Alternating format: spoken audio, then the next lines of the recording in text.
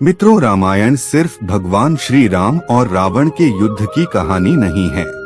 इसमें कई महत्वपूर्ण चरित्रों का वर्णन मिलता है, जिसमें लंकापति रावण का पुत्र मेघनाथ और मेघनाथ की पत्नी सुलोचना भी शामिल है। मित्रों, मेघनाथ का नाम इंद्रजीत था। दोनों नाम उसको पराक्रम और बहादुरी के लिए दिए गए थे। जब उसने जन्म लिया तो वह बाकी बच्चों की तरह रोया नहीं, बल्कि शेर की तरह दहाड़ा था। उसने स्वयं ब्रह्मा जी से वरदान लिया था कि वह किसी भी युद्ध में जाने से पहले अगर अपनी कुल देवी निक्को भल्ला के मंदिर में जाकर यज्ञ पूर्ण करेगा तो उसे युद्ध में कोई नहीं हरा पाएगा।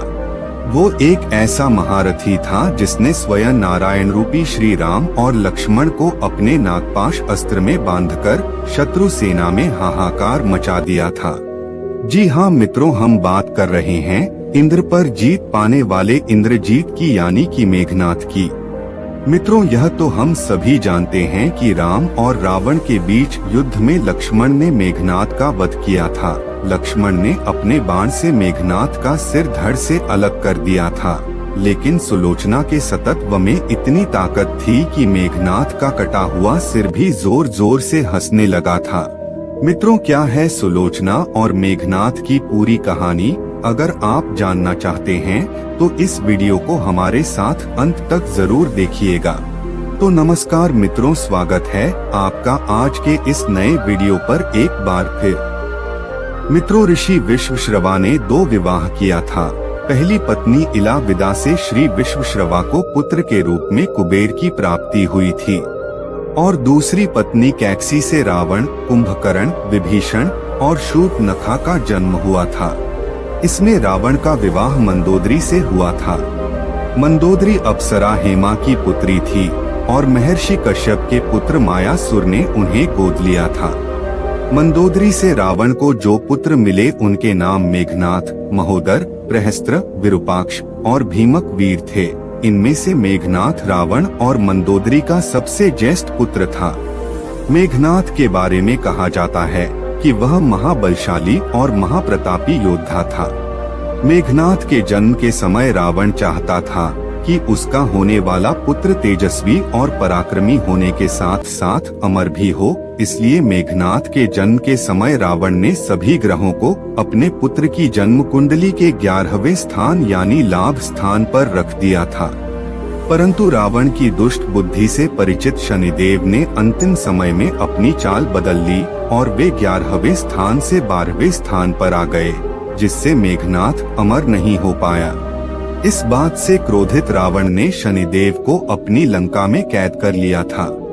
वाल्मीकि रामायण के अनुसार जब मेघनाथ का जन्म हुआ तो वह सामान्य शिशुओं की तरह रोया नहीं, बल्कि उसके मुंह से बिजली की गर्जना सुनाई दी थी, जिस वजह से रावण ने अपने पुत्र का नाम मेघनाथ रख दिया था।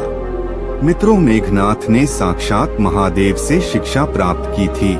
महादेव से शिक्षा प्राप्त कर मेघनाथ सभी दिव्यास्त्रों का ज्ञाता बन गया था। अपने किशोरावस्था में मेघनाथ ने अपनी कुलदेवी प्रत्यांगिरा के मंदिर में गुरु शुक्राचार्य से शिक्षा लेकर कई सिद्धियां प्राप्त कर ली थी, और जब मेघनाथ युवावस्था में पहुंचा तो उसने कठिन तपस्या के बल पर संसार के 3 सबसे घातक अस्त्र ब्रह्मास्त्र, पशुपास्त्र और वैष्णव अस्त्र प्राप्त कर लिए थे। एक बार मेघनाथ ने अपने पराक्रम से देवताओं के राजा इंद्र को परास्त करके उन्हें बंधक बना लिया था। मेघनाथ की वीरता को देखकर ब्रह्मा जी ने मेघनाथ का नाम इंद्रजीत रख दिया था। बंधक इंद्र को छुड़ाने के लिए जब ब्रह्मा ने मेघनाथ को आज्ञा दी तो मेघनाथ ने इंद्र को बंधन मुक्त कर दिया। इस पर ब्रह्मा जी ने प्रसन्न होकर मेघनाथ को मनचाहा वरदान मांगने को कहा।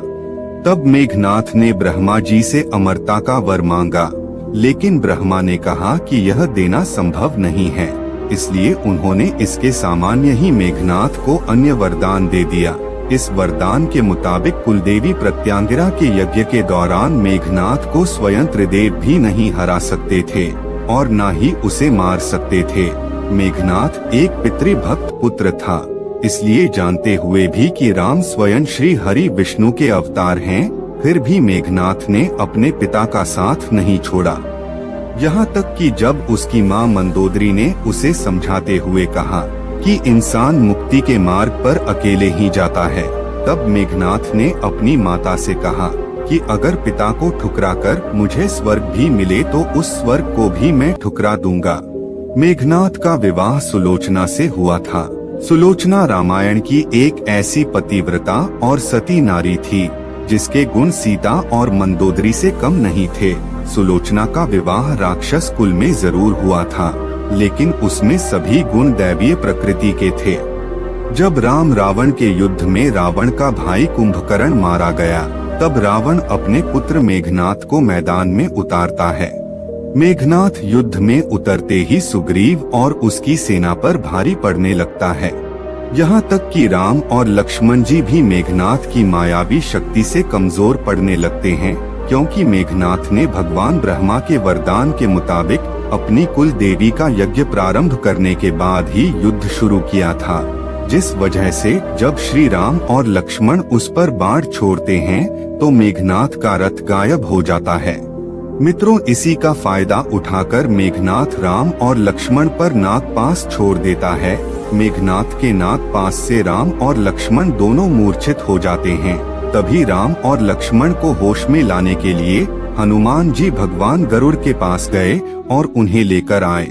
गरुड़ को देखते ही नागों ने भयभीत होकर राम और लक्ष्मण को मुक्त कर दिया, जिससे राम और लक्ष्मण होश में आ गए। अगले दिन फिर से जब युद्ध प्रारंभ हुआ, तब मेघनाथ ने शक्ति बाण से लक्ष्मण जी को मूर्छित कर दिया। लक्ष्मण जी के प्राणों पर खतरा देखकर हनुमान जी बिना समय गवाए लंका पहुंच गए और वहां से सुषेण वैद्य को उठा लाए।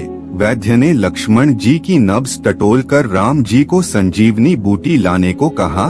तब हनुमान जी ने संजीवनी बूटी लाने की जिम्मेदारी उठाई और लक्ष्मण जी को बचाने के लिए पूरी संजीवनी पहाड़ को ही उठा लाए और इस तरह से लक्ष्मण जी की जान बच गई। तीसरे दिन विभीषण के कहने पर लक्ष्मण मेघनाथ के पीछे लंका पहुंच गए और चौथे दिन युद्ध में लक्ष्मण ने घातक बाणों से मेघनाथ को मार डाला। कहा जाता है कि प्रभु श्री राम ने लक्ष्मण को पहले ही आगाह कर दिया था कि मेघनाथ की पत्नी एक पतिव्रता स्त्री है। ऐसे में मेघनाथ का सर नीचे जमीन पर नहीं गिरना चाहिए। इसलिए जब लक्ष्मण जी ने मेघनाथ का वध किया तो मेघनाथ का सर काटकर प्रभु श्री राम के चरणों में रख दिया। मेघनाथ के मरने के बाद प्रभु श्री राम ने मेघनाथ की मृत्यु की सूचना उसकी पत्नी सुलोचना को देने के लिए मेघनाथ की एक भुजा को काटकर उसके महल में भिजवा दिया। कहा जाता है कि मेघनाथ की कटी हुई भुजा देखकर सुलोचना को विश्वास नहीं हुआ, इसलिए सच का पता लगाने के लिए सुलोचना ने मेघनाथ की भुजा को युद्ध का संपूर्ण वृतांत लिखने को कहा।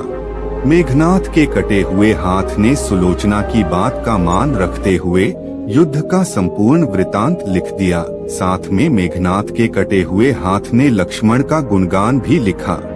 युद्ध की सारी घटना को पढ़ने के बाद सुलोचना विलाप करते हुए मेघनाथ का कटा हुआ हाथ लेकर रावण के पास पहुंच गई और उससे अपने पति का सर मांगते हुए बोली, हे लंका नरेश, मेरे पति अब इस दुनिया में नहीं रहे, आप मुझे मेरे पति का सर दे दीजिए, मैं उनके साथ सती होना चाहती हूँ। तब रावण ने कहा, पुत्री 4 घड़ी प्रतीक्षा करो, मैं मेघनाथ का सर शत्रु के सर के साथ लेकर आऊंगा।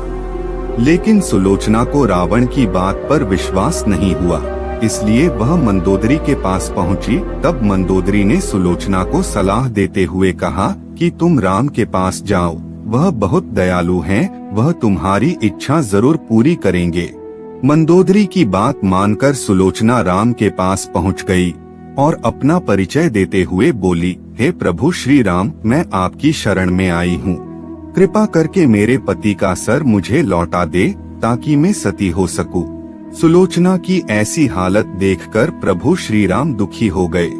उन्होंने सुलोचना से कहा, हे देवी, मैं आपके पति का सर आपको लौटा दूंगा, लेकिन कृपा करके आप मुझे ये बताइए कि आपको युद्ध का सारा वृतांत कैसे पता चला।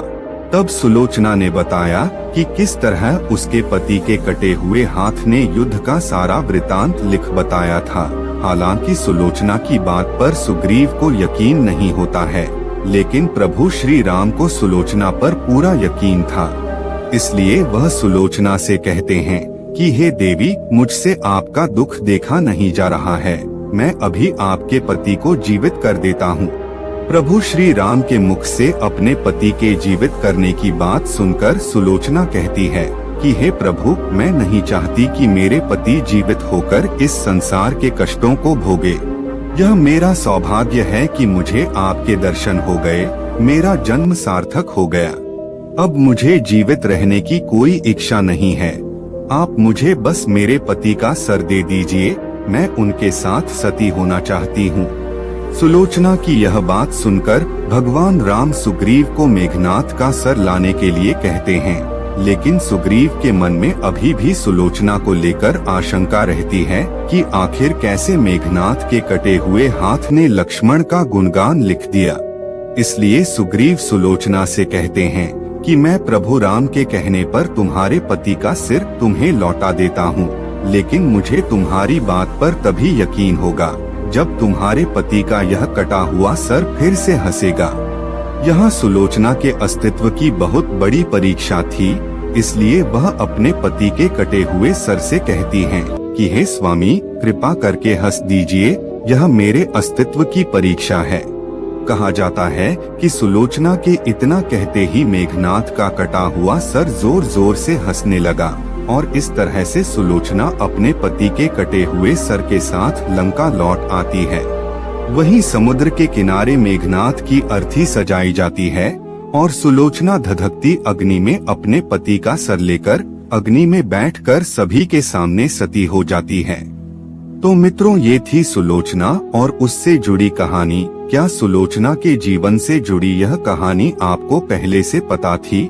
कमेंट में जरूर बताइएगा। तो आज की वीडियो में बस इतना ही। वीडियो अच्छी लगी हो तो एक लाइक करिए और रिलैक्स स्टोरीज यूट्यूब चैनल को सब्सक्राइब करें ताकि नई वीडियो की अपडेट मिलती रहे। आपका बहुत बहुत धन्यवाद।